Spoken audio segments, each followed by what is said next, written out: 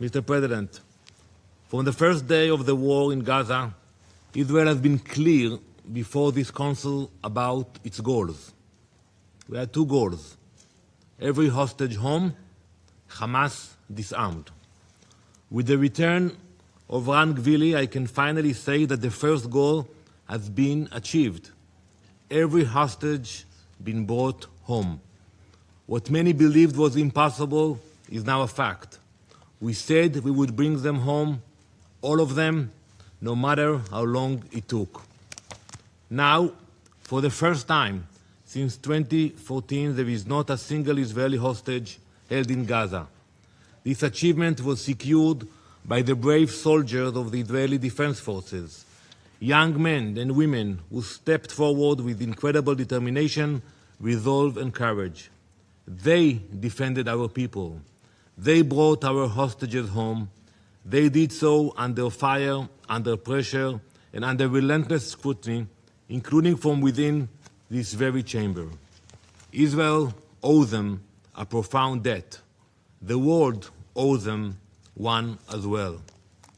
This effort was also driven and sustained by the leadership of the United States. The peace framework advanced by President Donald Trump and his administration created a path forward. Today, for the first time in 843 days, I sit in this chamber without the yellow hostage pin on my lapel. Everyone in Israel wore it. This is a moment of deep national significance for Israel. This moment also carries a message far beyond Israel. Western liberal democracies do not cave to terrorists. They do not reward mass murder. They do not trade their values for silence. The message is clear for every terrorist organization watching us. Kidnapping civilians does not bring legitimacy. Violence does not deliver political gains. Terror does not win. Israel now advances its second goal with the same determination and clarity. Hamas must be disarmed. The next steps are grounded in phase 2 of the peace plan, supported by Israel, key international players and partners, and this Security Council. Phase 2 is written. It is structured. It provides for the establishment of a responsible governing framework for Gaza. There are positive signs. However, one obstacle remains: Hamas disarmament. The choice now rests with Hamas. Acceptance of full disarmament enables progress. Refusal places full responsibility on Hamas for the consequences. Clarity is essential about what disarmament actually means. Disarmament does not mean staged handovers for cameras. It does not mean weapons hidden underground while promises are made above ground. There is no real disarmament until Hamas's military infrastructure is dismantled. That includes weapons, command centers, and terror tunnels. No economic rebuilding can take place while Hamas remains armed. No civilian future can exist while a terrorist army controls Gaza. A genocidal terrorist organization should not have any weapons. Hamas understands this reality. That is why it delays, that is why it deceives. But don't just take Israel's word for it. Hamas put this in writing. In the final days of last year, Hamas released this manifesto, very impressive one. This document, a copy of which was sent to all of your missions this morning, removes all doubt about Hamas's real intentions. They wrote it. It wasn't us. In this document, it says very clearly, it rejects disarmament, it rejects giving up political power, it denies the atrocities of October 7th, it justifies and glorifies its mass murder. Hamas even boasts about its strategy and diplomacy. In its own words, it calls one of the achievements of October 7th the collapse, and I quote, of Israel's image as a Western democracy. That tells you everything. This is not the language of peace, even when dressed up as diplomacy. It is a roadmap for future violence. Do not fall into Hamas's playbook. Do not let its propaganda write your talking points. Hamas still remains heavily armed. Let me show you the numbers.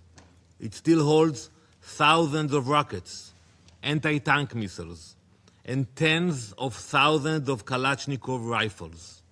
In total, Hamas still holds roughly 60,000 assault rifles. These weapons are used not only against us, against Israel, but against Gazans who oppose Hamas rule. This is not a movement preparing for peace.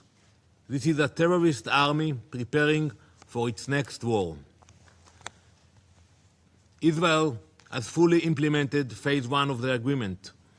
Since the beginning of the October ceasefire, the volume of aid has increased sharply. Let's take a look at the numbers. More than 33,000 trucks have entered Gaza since October 10, 2025. They delivered over 850,000 tons of food, 8,300 tons of medical supplies, more than 420,000 tents. Every week, more than 4,200 trucks enter Gaza. 12 field hospitals are operating today.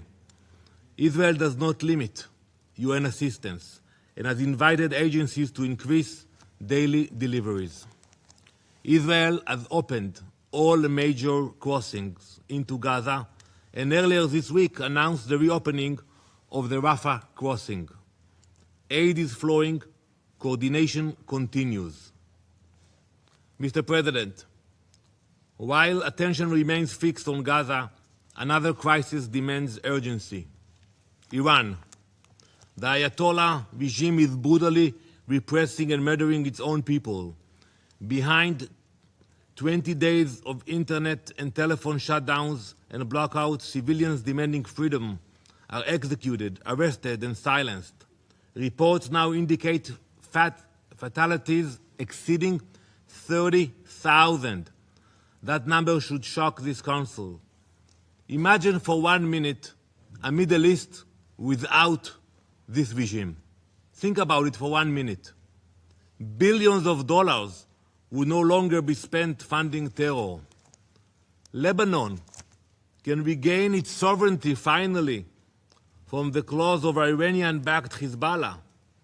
Syria could stop serving as an Iranian weapons corridor and move towards stability finally.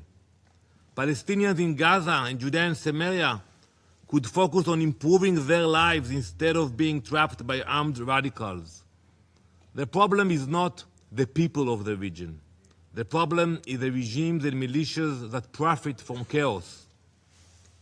Look at Yemen. Yemen offers another clear example of how the Iranian regime exports hate. The Houthis are not fighting over borders. They have no border with us. They have no border with the US. They have no border with most countries here. They are not fighting over land. The flag tells the entire story. Look at the flag of the Houthis. That's what it says in Arabic. Allah Akbar, Al-Maut li-America, Al-Maut li-Israel, Alana al-Yahud, Al-Nasr lil-Islam. In English, God is great, death to America, death to Israel, curse on the Jews, victory to Islam. That is the official flag of the Houthis. This is radicalism. It is insanity. That hatred did not originate in Yemen. It was cultivated, funded, and armed by Tehran. The Iranian regime diverted its own people's money to fund terror instead of providing basic needs. This is how the Iranian regime operates. It builds networks of violence and exports them across the Middle East and beyond. A regime that massacres its own people cannot be trusted to respect others. The world's most extreme regime must never obtain the world's most dangerous weapon. Israel has no hostility toward the people of Iran. Their courage is undeniable. Their struggle for freedom deserves support. Their future must be free of tyranny. Hope, however, is not a strategy. As Hamas is dismantled, the Iranian regime must be confronted with the same seriousness. The same clarity must apply. The same standards must hold. Israel's position is unmistakable. Every hostage was brought home. Hamas must now be dismantled completely. Gaza must be demilitarized and de-radicalized.